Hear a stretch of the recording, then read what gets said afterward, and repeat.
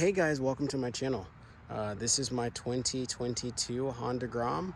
I picked it up early this week from Capital Power Sports in Wake Forest, North Carolina. Big shout out to Scott. If you are in the Triangle area, definitely check them out. If you're looking for any sort of motorcycle or side-by-side or ATV or anything like that, that's Capital Power Sports in Wake Forest, North Carolina. Absolutely love the Grom platform. I think I've been a fan since I discovered a Gen 1 and loads of modifications on the Composimo website. So it's nice that I could get my hands on one for a build.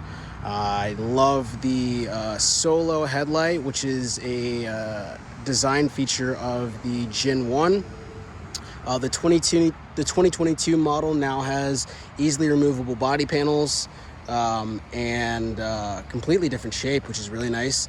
And I also love the seat. It's got a lot more surface area than the previous model. Going forward on the channel, I'll be posting lots of different videos about the modifications I decide to select for the bike.